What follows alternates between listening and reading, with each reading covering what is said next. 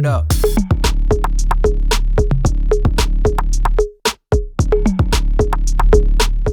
Assalamu alaikum everyone. Welcome back. Today we have Mr. Mehran Abbas with us. He is studying his PhD horticulture on a fully funded scholarship in China. So today he will be providing us all the insightful information how to get a scholarship in China and the selection process and all that. Mr. Mehran, thank you so much for your time. My Please pleasure. give us a brief introduction to you, your degree and scholarship. Assalamu alaikum everyone. My name is Mohammed Mehran Abbas.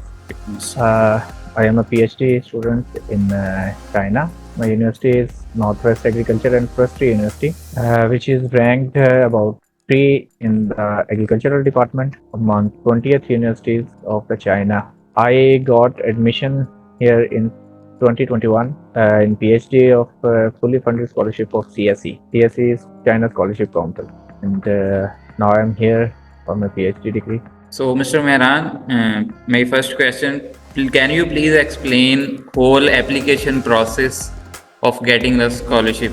The process of scholarship starts when you get acceptance letter from your supervisor.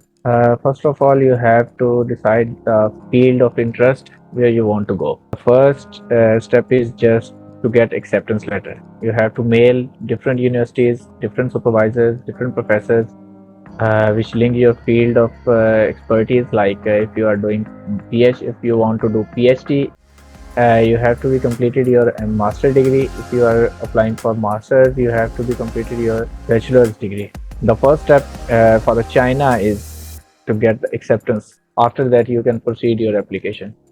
I will shortly brief about the initial procedure of the acceptance letter. Okay.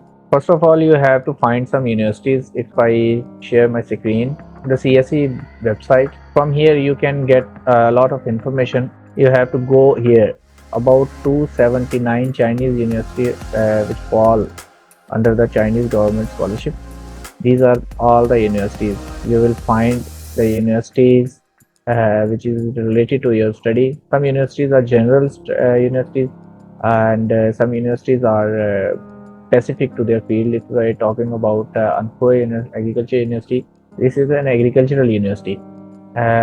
Maybe this university have different fields, but not about the engineering, about the IT, about the computer sciences. It will include about the agricultural degree, biotechnology, bioinformatics, like that. These are the total universities you have to follow up.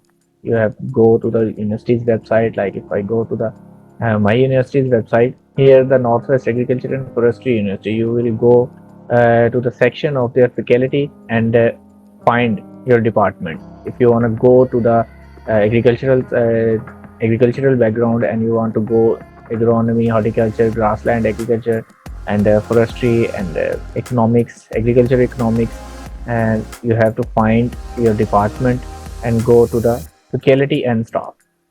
When you enter the faculty and staff, you will enter like this. Okay. This is my university profile basically. These are the professors. Some professors just take master students because they are associate or assistant professors, but some professors are fully professors which take the PhD students. Also the master students. My university is from the Pakistan, they took only PhD student, not master students. If I open any of the profile, So this is a site where we can find the emails of the professors. Exactly. When you open any professor profile, you will find some initial information like he is a fully professor. He can pick you as a PhD student or master student. Here is the official email. You can contact with the email ID. The most important part is the field of study. Here the complete field of study, the direction of their lab, the direction of their work which they perform in the lab.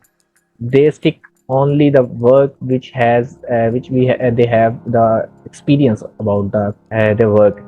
You have to find that if this professor is related to your field, if this professor is suits you, you think that I can work this because I have experience, short experience or long experience in my master's or bachelor study, then you will go towards him or her.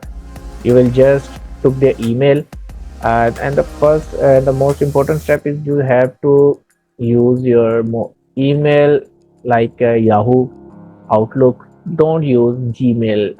95% the Chinese professor didn't respond to the Gmail. The Chinese professor like this thinking that the Google is not good.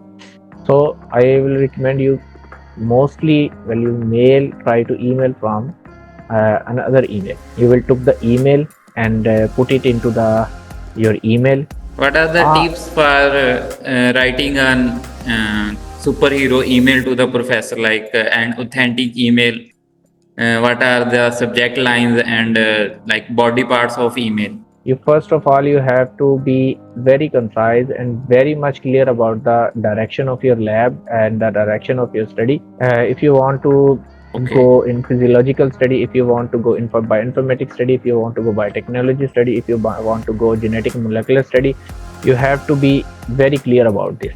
Just email to that professor which belongs to your study. Don't email an other professor. Some students did this. Sometimes the professor needs the students of international, but they didn't have any email of the student and didn't. Some of the student didn't email, or some student email very early, like in the start of the September or in the August of the August, in the end of the August. They give the acceptance letter. When they came here, they find that their previous study is only the physiological study. They didn't know about the molecular breeding or the genetics, bioinformatics or biotechnology experience. They stuck here, suffer very much. So be realistic about their study. More focus on the previous basic experience. First of all, you have to write the subject for which you want to get acceptance for PhD and master's scholarship. The email body is like, first of all, you have to introduce yourself in short description. If you have any work experience like internship, project, if you did a job related to the research or field of study, mention in it what is the major study. If you are applying for the PhD, you have to describe your master's study, just the topic of your thesis, one short line of your interest line, what you want to do in your future. If you have any type of publication, write on it. If you published paper, if you have some accepted paper, write it. If you have an under review paper, then just wrote that you have paper of under review. Ending is just so simple that you have to know that I attached my CV and I want to go under your supervision in their lab in that season. If you want to go in 2024 or 2025, then write here. This is just a formal email body to any professor. Don't type any email of long, and don't type any email of very short, or just some student just did that, the write the subject, put their attach their CV and send it. They didn't write a single word about yourself. First, professor read your email body and then it go towards your CV. This is the main and simple format of acceptance letter email. Okay, so it is necessary to write emails in headings like introduce yourself, master study. Headings are necessary. This is just to tell you about what are the main body parts of the email. You will just remove that. This portion will not be. You have to just compile it. There is no need to make the headings. This is just to understand you what are the main body parts of the email. Okay, Mr. Mehran, what are the further steps after the acceptance letter? Like acceptance letter is 50% chances of getting the scholarship. So what are the further steps? I will share my screen about that procedure. When you will enter your email, the second step is your CV. Some made their CV very much beautiful, like by coloring, by making some sort of tables and these things which are not acceptable for the very good and attractive CV. I have my CV. I don't know this is okay or not, but I think this is a very formal CV. You have to give some information about yourself, which is not written in the email body. If you have, write your name, your email addresses, your researchgate, if you have your LinkedIn, if you have your address, postal address, your date of birth, and your passport number, major field of interest. If you are doing any type of job, or if you did your job, then write your experience. If this is your educational profile, if you have any society membership, then you have to write it. If you attend any training, workshop, conferences, I want to say that most of the students didn't go to any conference or training or workshop. They are very important. You have to go. You have to train yourself about this. This is the part where you write about it. If you have any published papers, publications, then write your publications, how much you publication, and write with the impact factor and your name with. If you did any abstract publications in any conference, then write it. Your experience, your major field of study. If you did any research activities rather than your major study, then write it. Reference about the professor from which you did your master degree or any, and this is not a compulsory that you will write your master degree professor, but master degree professor is more lenient and more specific person which can give you a detailed information. This is the CV part. Now I will go towards the documentation. Basically, after getting the acceptance letter, you will move towards the documentation procedure. So first of all, you have to apply for your degrees. If you do not have your degrees, then urgent basis apply for the degrees. Attested these, make sure the attestation procedure from the HEC, the first step. Second step, to complete your documents. This is the major part. Here, Notary Republic. The Notary Republic is very much important to your educational and all the documents like educational documents, your EPC letter, and these are the major documents you have to be attested from the Notary Republic. It is an advocated stamp where you will go any chamber, any who is registered from the notary, just stamp from them. This is the first step. All the documents should be stamped from the Notary Republic. This is a short template of acceptance letter. This is the acceptance letter which the supervisor gave you during your study. This will during your application procedure. This is an EPC letter. EPC is the English Proficiency Certificate which the university gave you. You have to apply for the EPC letter. It is just to clarify that the person is the person mode of education under the postgraduate is in English. You do not need to be appear in the IELTS exam or TOEFL exam. This is good for China, not other English countries. If we'll talk about the recommendation or references letter, I have a template of reference letter like this. You just go to the write down the template of recommendation or reference letter. Go to the any teacher, like, because in China you have to submit 3 references letter. First you can get your first supervisor, second supervisor, and third supervisor. So this is a just template. I will share it to your colleagues as well. The most important another thing is your medical document. You will go to the CSC website, download this medical form. This is the foreign physical examination form. Just fill out. The most important thing from it, you have to be signed from a doctor on the picture and downside the picture. Every corner of the medical form will be completely filled. If the doctor of ECG person wrote down your normal, sign and stamp is compulsory. This is also from the laboratory technician. If it, then you have to be stamp and sign from it. And also the doctor recommend you that I am the doctor and that is my designation and this person is fitted. And the main suggestion is that this person is fit clinically, and stamp and sign of that person. The last but not least, this is the major part most of the student missed. This is the part when you complete your medical form, stamp from all the doctors. You have to go to the MS of the MS in charge of the hospital or clinic. Just stamp, sign on this portion, then your medical form will be completed. If you are from UF, this is very good. You have to go to the dispensary. You can also apply from there. This is the police clearance certificate. You have to go. Don't apply police clearance certificate before getting the acceptance. When you got acceptance, when you are applying for the scholarship, then apply for this, because I will see you here the certificate issued for the processing of China, and it is valid only for 180 days. After 180 days, this will be expired and no more usable.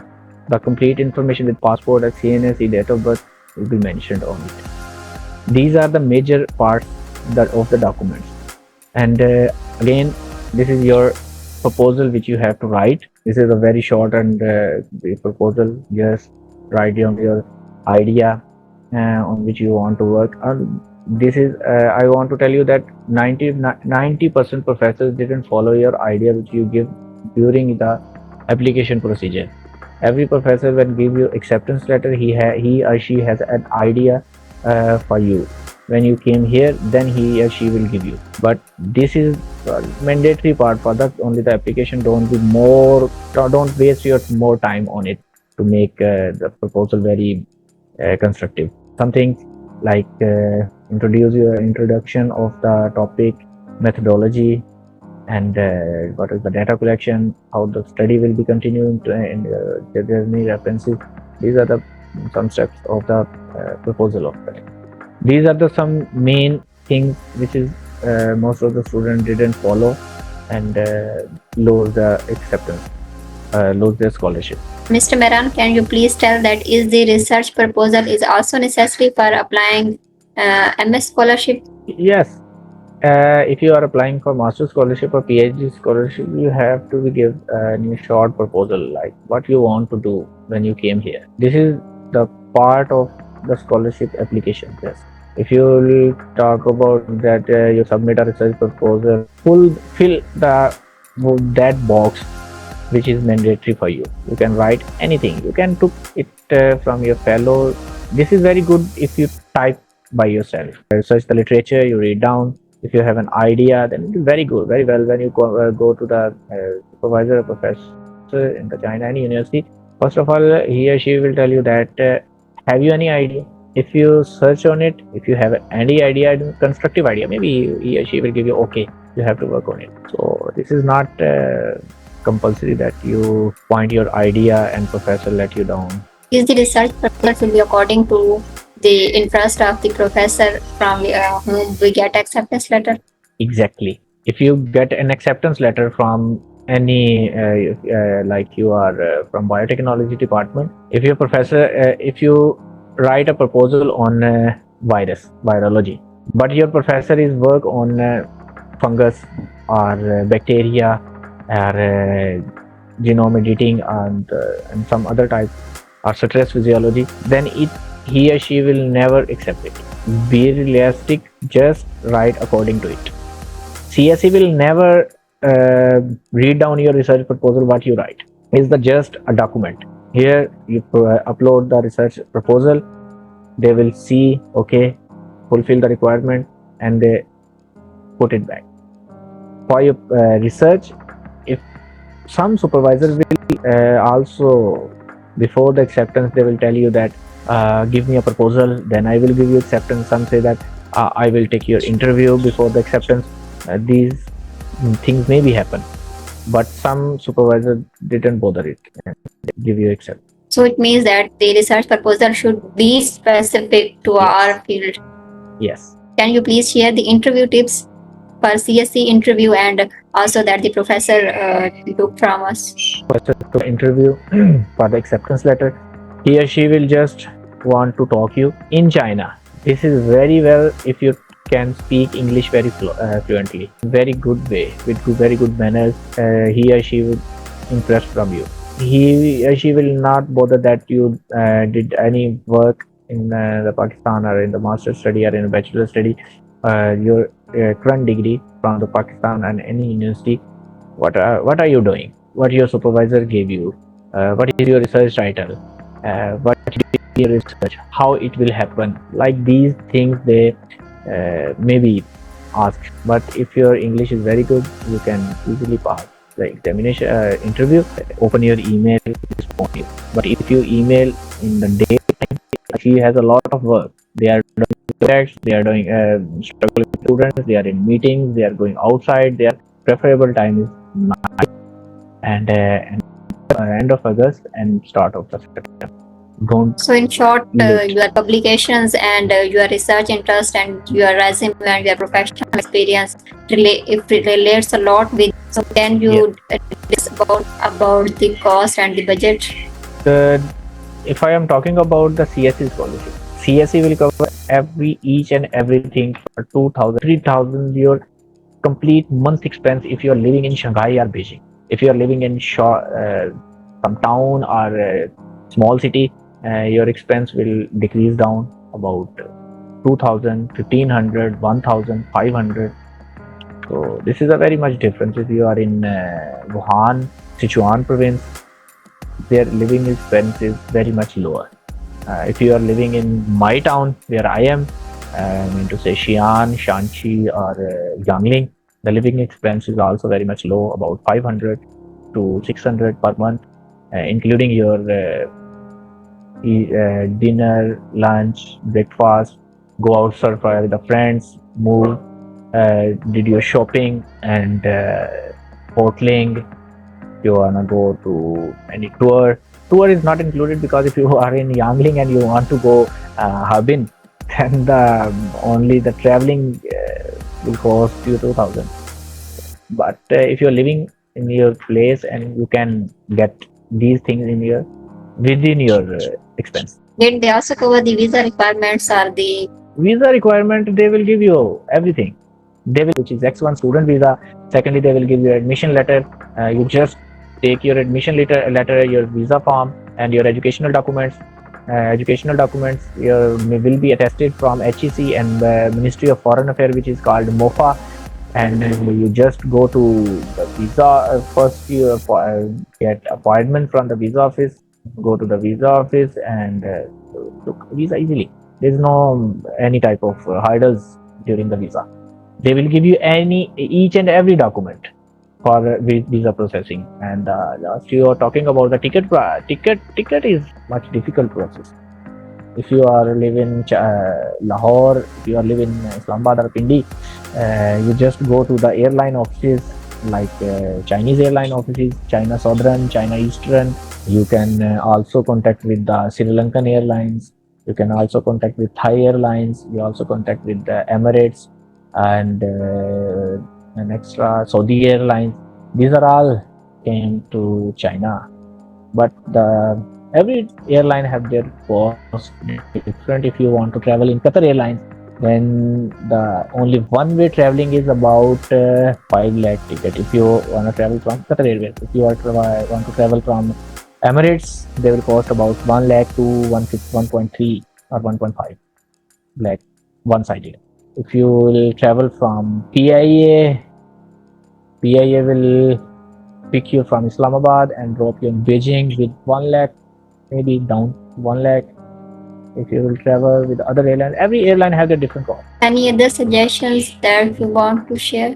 My suggestion is that about the scholarship is first of all you have to be prepared mentally what you want to do. Don't go with blinded eyes. You have to be stick on your main direction. What you want to do. If you want to do PhD, if you want to do masters from an international university out of Pakistan, then your goal will be clear. What you want to do. If you have an idea and if you set a goal that I want to go in China, for example, I will tell you that you want to go in China, then you have to be focused on your practical life. Practical life, you will study theory, go to the class, attend the courses. Okay, this is a compulsory part to complete the degree. But what you will do in your research, you have to be mentally prepared for it. Your research will be very much broadened. You know how to write proposal. You know how can lay out the research plan and execute the research. You know how to set the data, how to analyze the data, learn about the different data analyzing software, learn about how to plan and execute after planning, how to read the literature, research articles, how to write the research article or literature.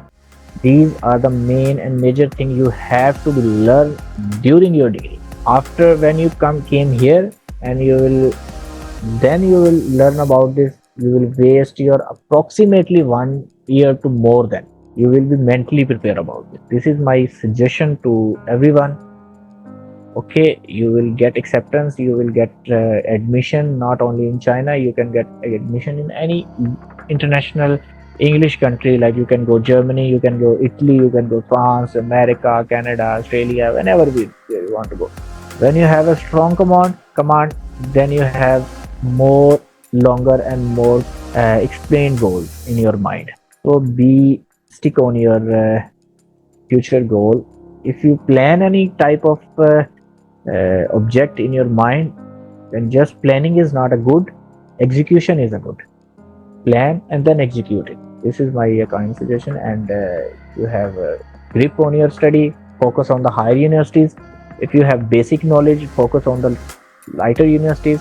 If you have nothing to do and you have nothing in the previous research, go consult with your seniors. Then what I want to do, they will suggest you. So every university which fall in the CSC is best university of China. Every university which is in the CSC list. The other ranking is another thing.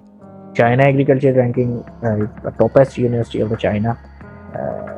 Huachang is the top university of China. Sichuan is the top university of China. Northwest is the top university of China. But every university which is in CSC list, the very worth. This university is very worth. So don't be much confuse yourself that I am applying that university. I don't know what will happen in the future. No.